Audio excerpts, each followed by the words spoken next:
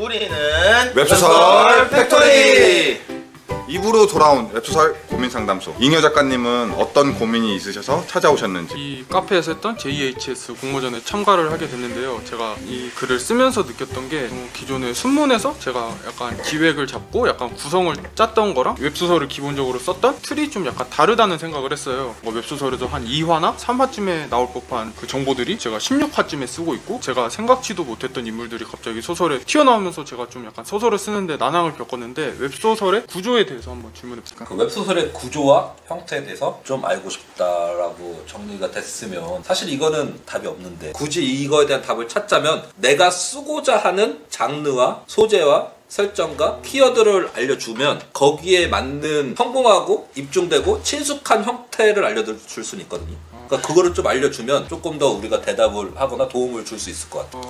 저는 이 부분에서 우리 잉여 작가님이 고민 해결을 위해서는, 저희가 지금 국소적인 것들을 얘기하고 있는데 사실 이거는 국소적인 얘기가 아니라 이 웹소설에 접근해서 보여주고자 하는 게 뭔지가 되게 명확해야 된다고 생각해요. 사실 웹소설을 쓰면서 보여줄 건 정해져 있잖아요. 재미라는 단어로 포장이 됐지만 웹소설을 읽으면서 독자님들은 사실 대리만족과 자기 위로가 된단 말이죠. 그래서 그 부분에 이제 중점을 두고 웹소설 장문을 해야 되는데, 본인은 그 부분에 중점을 두고 장문을 하셨는지가 또 궁금하거든요. 그렇게 얘기하니까 제가 사실 뭔가 독자들을 위해서 쓴다라기보다는 그냥 제가 저 스스로 느꼈을 때 어떤 재밌는 이야기를 상상하고, 저는 어떤 특정한 상황 같은 거를 만들어서 거기서 뭔가 이야기를 약간 뿌리 내리듯이 이야기를 쓰는 스타일이라서 아마 독자를 어떻게 상정하고 썼던 적은 없는데. 네, 말씀 중에 전독 씨가 가장 재밌었다라고 하셨잖아요. 네. 전독 씨 어떤 부분이 가장 재밌으셨어요? 그냥 스토리가 이어나간다는 거는 사실 그렇게 막 재밌다라는 건 느끼지 못했는데,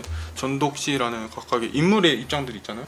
캐릭터. 네, 캐릭터 각각의 이야기도 있고, 그리고 거기서 막 하나의 글을 계속해서 읽는 인물이 있고, 그리고 하나의 이야기에서 계속해서 반복되는 삶을 사는 사람이 있고, 그리고 저는 그 작가 캐릭터 좀 인상이 깊었는데요. 사실 그 작가들이 실제로 저 학교 때 배웠던 약간 교양에서 나왔던 막 이야기를 푸는 것도 있었고, 그리고 그 사람이 쓰는 뭔가 창작력 같은 것도 어느 정도 있어가지고 아마 전독 씨의 그 작가 캐릭터에 좀 많이 이입을 하지 않았나 생각이 듭니다. 생각할 때는 그런 것도 중요하긴 한데, 우선 전독 씨에서 제가 볼 때 제일 중요한 게 주인공한테 몰입이 되고 주인공한테 빠지는데, 제가 느낄 때 김독자의 매력은 하나만 소설만 보던 사람이 이 세계가 멸망했을 때 나만이 아는 정보로 바뀐 세상에서는 최고가 된다, 요 느낌이 제일 사람들이 원하고 좋아했던 거거든요. 제가 볼 때. 그러니까 이걸 정리하자면은, 김독자라는 사람은 지금 웹소설을 읽으시는 독자님들 같은 분들 있잖아요. 그분이 내가 웹소설을 읽는 독자인데 내가 다른 세상에서 최고가 됐어. 여기서 이제 웹소설의 큰 틀, 웹소설의 기본이 나오는 거예요. 대리만족, 자기 위로. 이게 가장 중요한 재미 포인트. 상황과 그게 아니라 그 자체만으로도, 주인공의 캐릭터 그만으로도 이제 몰입감이 생기고, 그것만으로도 이 얘기가 쭉 이어지는데. 그래서 저는 이 웹소설과 순문의 이제 구조에 대해서 얘기를 하고 있잖아요. 그래서 지금 본인이 구조를 모르겠다라고 말씀하셨으니까, 본인은 본인의 글을 읽을 독자님들에게 대리만족이나 자기 위로를 주기 위해서 그런 구조적인 고민을 해보신 적이 있는지 또 궁금하거든요. 이야기 진행을 위한 구조는 짜봤는데, 제가 진짜 대리만족을 준다라는 느낌의 그거를 뭔가 제가 커칭을 해서 진행을 해본. 그러니까 이런 느낌 있잖아요. 순문의 구조를 얘기할 수는 없겠지만, 웹소설식 구조를 얘기했을 때 지나가다가 흰색 종이가 하나 떨어져서 주웠어요. 근데 그게 로또 1등이야. 웹소설이죠. 대리만족 되실 것 같아요? 네, 아무래도 생활고 있고 그러면은. 그쵸. 공감대도 형성되고. 네, 본인의 문제가 해결이 될 수 있고. 그럼 사실 이걸 또 구조적으로 얘기하면은, 과연 이걸 더 극적으로 보여주기 위해서는 어떻게 해야 될까? 그래, 고민하면 그게 구조잖아요. 그러면 이 사람은 돈이 필요한 상황을 만들어주고, 그 돈이 필요한 상황에서 갑작스럽게 다가오는 행운을 주고, 그러면은 되게 구조적으로 완벽하지 않을까요? 맞나요?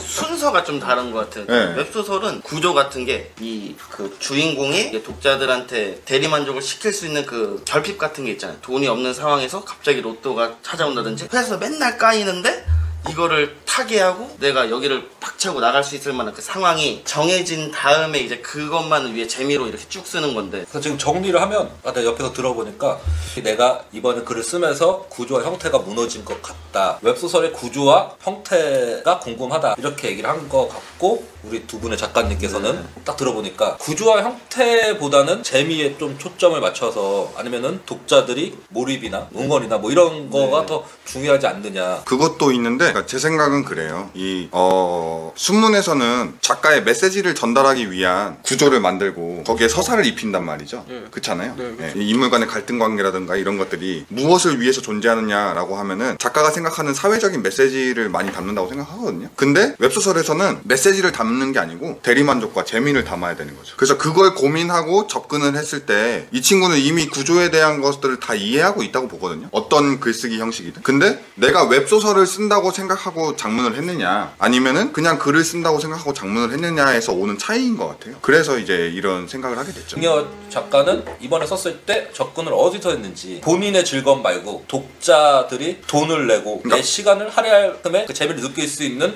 코드, 대리만족감 같은 코드가 무엇이었는지가 있어야 되네. 그러니까 표현하고자 했던 게 무엇이냐 표현하고자 이게 했던 중요한 게, 거. 그게 없었던 것 같네요. 아 그게 없었어? 네, 사실 제가 뭔가 그냥 이야기를 만들자 그냥 어떤 특정한 상황에서 이야기가 만들자라는 게 있었고 저